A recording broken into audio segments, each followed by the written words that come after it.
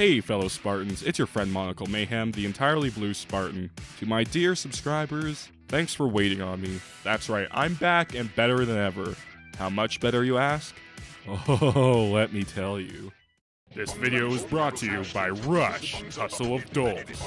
Become the ultimate dolt in the battle for supremacy over who can have the most empty bank account.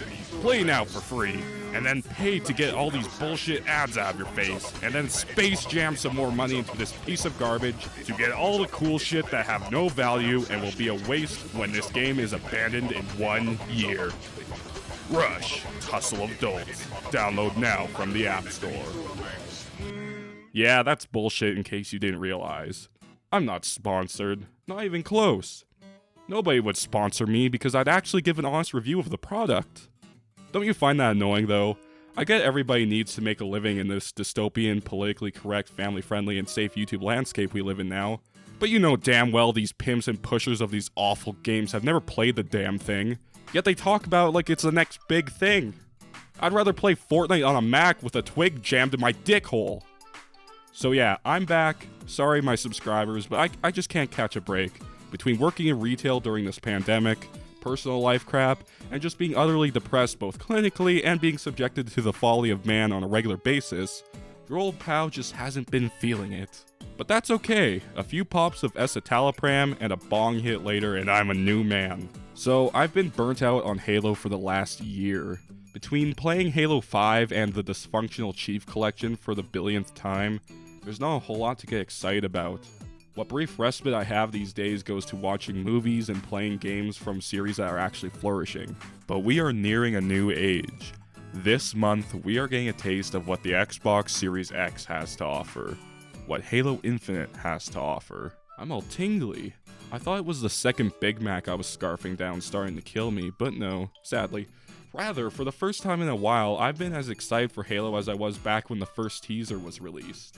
That was 2 years ago, and last year we got another one that was just more of the same.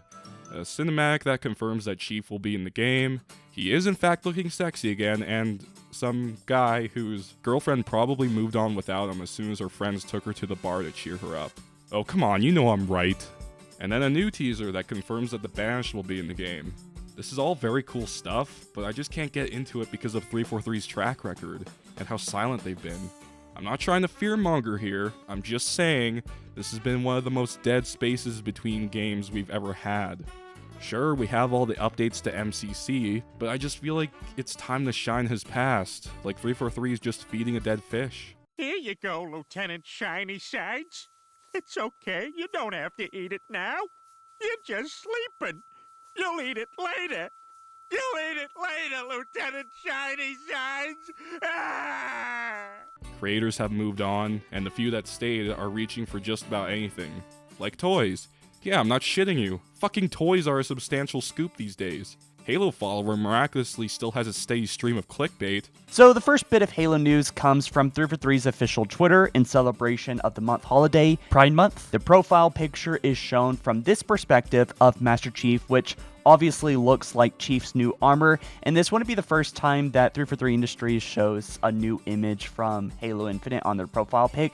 So I know it's not much to look at, but it's, you know, kind of getting desperate for news on Halo, so I thought I'd throw it in here. I don't know if I should be concerned or impressed. Who falls for this shit? Frankly, I've been more excited for Installation 01, a fan-made project. While it's quite possible that this game may not be ready for a few more years, it's already won me over with the team's transparency and genuine personality. Like a Bungie Jr. These robots don't get me hyped up.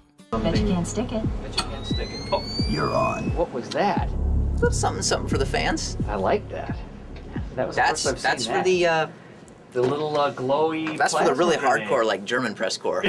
Like up to that point, when you do not believe it's good, and now they're like, wow. Master Chief, hero or traitor? Spartan Locke, friend or foe? But before we start, I just need to go over some safety regulations in case of fire or electrical storm or earthquake or something like that. Just be sure that you guys are safe. Smell it, son! These folks didn't wait in line to hear your lips flippity-flap.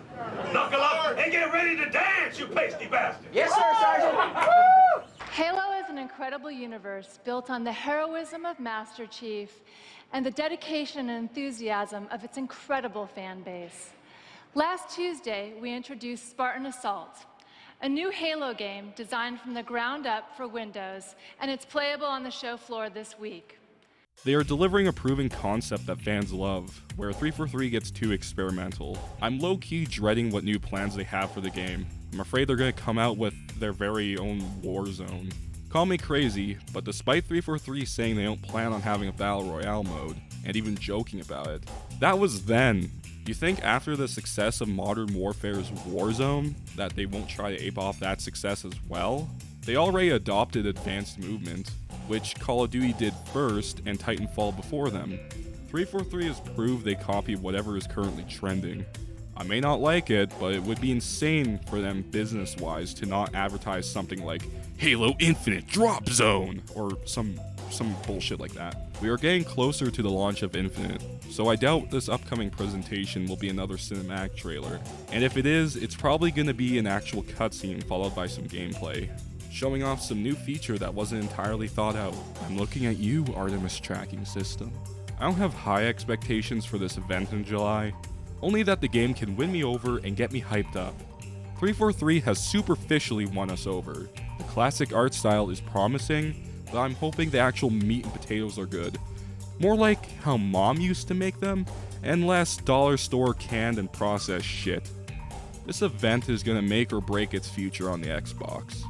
It could go really well, win over new fans while bringing back and keeping the old, or it could alienate the old fans even more, with young gamers just brushing off as Halo? Oh yeah, that one from all the memes and the guy that looks like the Doomslayer. I'll pass. 343 has to prove this game's potential. Here are what I believe Halo Infinite must advertise in order to succeed. I have no doubt that in July, 343 is going to show off some gameplay, but what will that entail? Are they going back to the traditional style, or are they going to shove more trash ass boosters and floating shit? I think if 343 took notes from Doom Eternal, we could have classic gameplay elements that are evolved with enhanced mobility. Now, before you all pull out your pitchforks and torches and all that shit, what exactly do I mean? Well, instead of using sprint, clamber, and thrust to get around, how about new ways of getting around that don't require heavily overhauling the size of the maps? Take a map like Zanzibar, for example. You have the usual routes like steps, bridges, and shit, but what if we take clamber and instead of having that just replace crouch jumping, we have clamber become its own unique way of traversing obstacles. You have it become a tool used to skillfully find new ways to breach enemy holdouts and escape a tight situation. You could perform real, physically acrobatic stunts with such a system, like scale a building by leaping from one side to another to reach a power position. Now, do I really think 343 has something like this in mind? No. But it would be cool for them to show off something new that expands the existing sandbox without changing it to make room for it. I'm just hoping they have a creative way to interact with the sandbox on more than just a select few elevations. Spartan abilities were meant to do that, but they just turned out to be flashy features that replace old ones with an animation. We don't need sprints because we had tight competitive encounters and vehicles. We don't need clamber because we have crouch jump. I'd argue that thrust was the only worthy addition if it didn't contribute to the map inflation that sprint caused. I would prefer if its distance was shortened and the speed would be increased, but that's about it. And furthermore, I really don't want them to bring too much attention to it, to artificially get people excited. If it wows people, just let their reactions tell you everything. Hype finds a way. Also, I hope there's a greater emphasis on power-ups, equipment, and armor abilities. Let's be real here. A lot of fun could be had with these. I loved the jetpack, holograms, auto-sentry. Hardlight shield was the closest we've gotten to have an official Jackal shield, and armor lock was pretty fun to use. I mean, damn, you could be wailing on this guy, and all of a sudden he'd pop his armor lock, and there he is, just sitting there bent over in a position he probably was in last night. The problem was that armor abilities didn't build on the game's usual battle for map control style. When you can spawn with an invisibility, you can spend the whole game camping. When you spawn with an auto-sentry, you can win just about any 1v1. Loadouts ruin initiative in Halo. Why put yourself out there and fight for the best weapons when you're reasonably well off from the start? Armor abilities were a great idea, but they left a bad taste in everyone's mouth. But if you could go out and track them down like an overshield or power drain, it would encourage more encounters in the pursuit of map domination. You advance Halo by adding new and crazy content, not changing how the game is fundamentally played. Halo Infinite needs to be more like the best parts of Halo 3, Reach, and 4, and less like the bad parts of Reach, 4, and all of Halo 5. I want the Series X to be pushed to its near limit on beautiful, lush, green environments, and just colorful environments in general. When you stop and look around, you'll see that even the old games like Halo Combat Evolved and Halo 2 still hold up because of the environments that Bungie created. Green, grassy meadows, bright orange rock faces, a bright white sun. Even the more desolate areas still have their beauty. It all looks very retro in the game's depiction of destruction. Newer Halos delve way too deep into realism. Nothing is green enough anymore, everything is just so sad to look at, and doesn't inspire joy and wonder anymore. A good example is the original Blood Gulch and Bloodline. Blood Gulch, despite its aging graphics, was such a beautiful sight. Every color popped. Bloodline is so drab. Its greens are murky, its oranges are brown. I look at the landscape and feel little joy. If the art style is going to take heavy inspiration from Halo 3 and Reach, the beauty of the maps and campaign need to as well. The first teaser has me impressed, but I want this to utilize the slipspace engine properly. I don't care how much wrinkles you can put on a brute's nuts. Just give me the greenest evergreens, tall grass, and flowers. If I don't see at least half of every flower species, then my one expectation for this game will be crushed. The sad thing is that despite all of Halo 4 and 5's flaws, there's just no real levity and awe anymore. If I was dumb enough to accept the shit stories, the one thing I could never fall for is the grainy and drab landscapes that make my balls feel dry. Sure, Halo Reach was pretty drab and depressing, but wherever shit wasn't being glassed, the landscapes looked beautiful. And even in the glass lands, it still looked beautiful in a way. This shit's no Bob Ross painting. 343 told those happy little trees to go fuck themselves. Stuff like Forge Mode, Theater, and custom games are usually elaborated on closer to the game's launch, sometimes not at all. But who knows? Maybe 343 will lay everything on the table. Whether or not they focus entirely on the new features and campaign in July, whatever they do with all the pre-existing game modes and creative tools and customization, for the love of all that is holy, have everything in the game on launch day and working. 343 can release their Battle Royale clone or any of their new bells and whistles whenever, but keep the content that was in previous titles in the game at launch. The way it should be is all past content with expansions plus new content at launch. If 343 gives us another MCC or Halo 5, it's all over for them. If Halo Infinite gets a beta, it's probably going to be launched in late summer or sometime in the fall. Not only are we going to have a chance to try the game and help make adjustments to it, but we're also going to see just how worth the wait it was. Almost 5 years of nothing.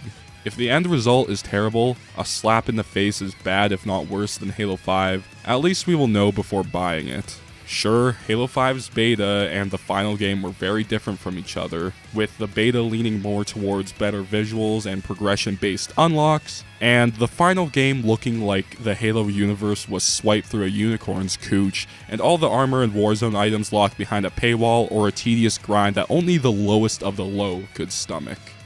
Halo Infinite's beta could be a big curtain that will invite you in and behind it containing your worst nightmares. But don't worry, there's a way for you to see the true face of Halo Infinite without potentially wasting money on another bastardization of the Halo series. And that is Xbox Game Pass. Yeah, Halo Infinite will be on the Game Pass service at launch. So other than you having to pay for a Game Pass membership, you won't have to waste shit on a possible dead end for Halo. I already have plenty saved up for Series X, and I have a code for 1 month of Game Pass that I got with my Xbox One Elite Series 2 controller. I am going to use this to try out the official game on launch day, and I seriously think you all should too, because while 343 has made promising strides, I'm still going to hold on to my money until I can confirm that this game is actually worth the money, and if not, if it's another mistake by 343 Industries that will finally put the Halo series to sleep, then at least no money was wasted. I'll just wait on future fan projects like Installation 01 and move on, closing the Halo chapter of my life once and for all. Well, that was a bit of a sad note to leave on. I have my issues with 343, but at the end of the day, I'm cautiously optimistic. So far, their redemption is based on the superficial and not the substantial. I just want Halo Infinite to be a good game for everyone, casuals and fans. Alright, that's enough mayhem for today. If you enjoyed the video, you know what to do. Like and subscribe, share around the internet. You can call me a fat Bungie fanboy, whatever helps you sleep at night. Goodbye.